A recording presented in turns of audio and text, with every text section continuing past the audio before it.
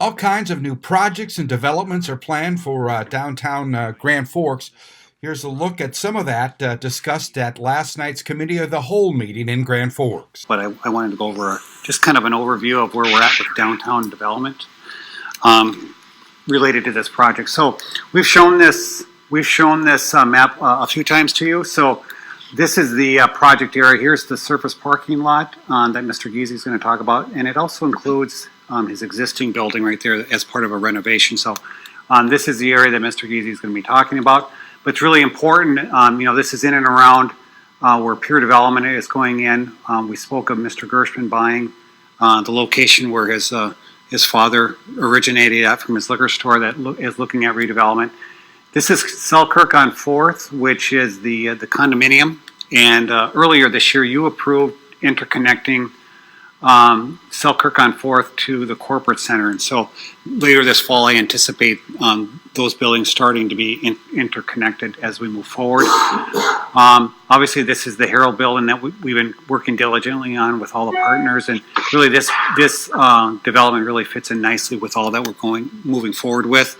And I just want to go over a few street projects that are going to accent this, just to make you aware of. Demers Avenue is being finished up this fall to 5th, just past Pure Development. Next year will be some added features that will go on Demers Avenue, some of the light features that the DOT did not integrate with their project, wasn't allowed. So that will go on further. 5th Street will be completed from Demers Avenue all the way to Gateway Drive. The first block will be reconstructed, and then there'll be some concrete panel replacements, and then an overlay to Gateway Drive.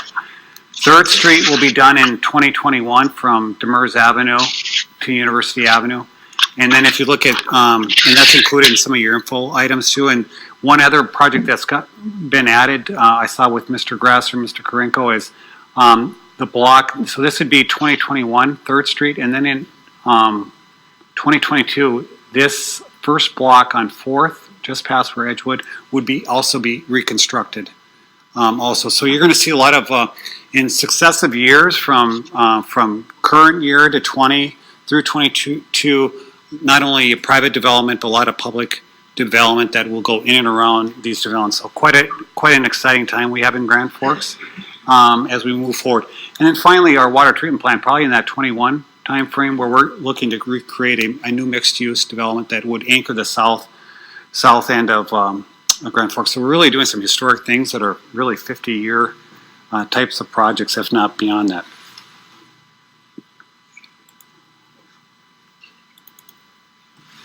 I love the way that you said that in your understated North Dakota way, that this is a really exciting time in Grand Forks. I was thinking, woo!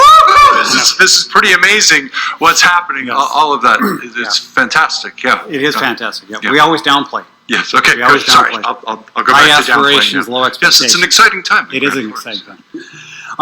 This is a map of the opportunity zone. As you recall, probably last year, we were designated 3 opportunity zones. I think about 25 plus or minus across the state of North Dakota.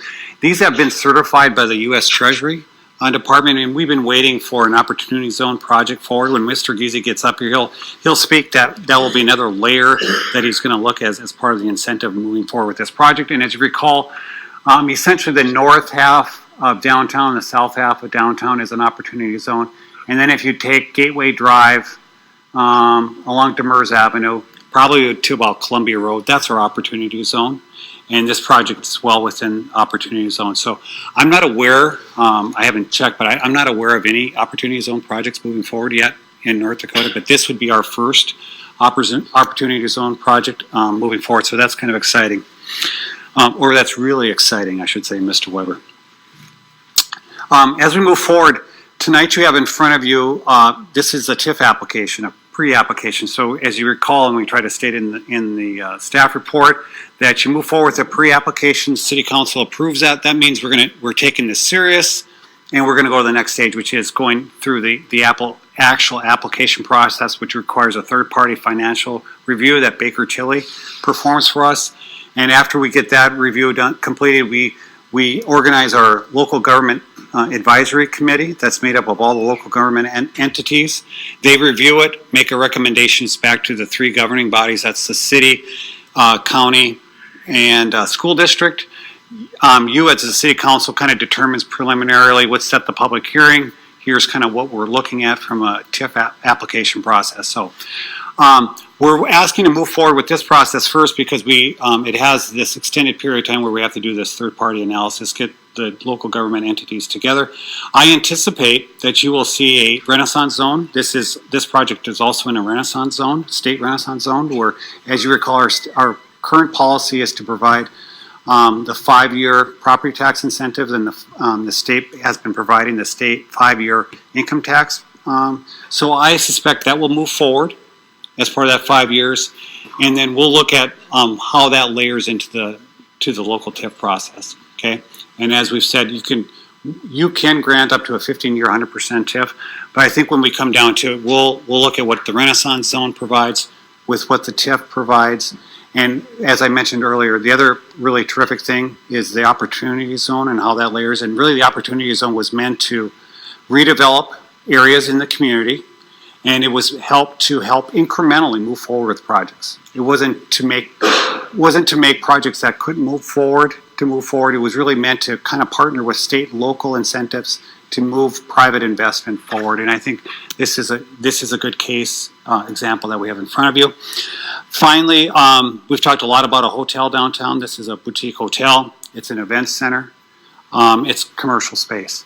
One thing I didn't mention on that map is you can see how everything would be interconnected with our corporate center 1 and 2, and that's another strategic thing we want to look forward to in 2020, is right now we're proposing to sell that property, both properties, and there's some nuance with both buildings.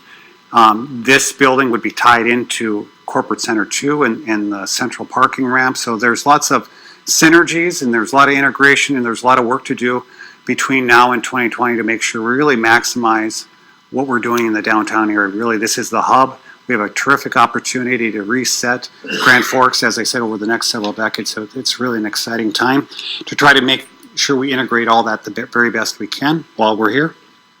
The final thing is, this is locally driven, and we spoke a lot about peer development. That project probably would not have moved forward if we didn't have a local Hugo's grocery store, if we didn't have a local Alair Center that was centered here, and local developers, and in that case, community contractors and Dakota Commercial as local developers moving this forward.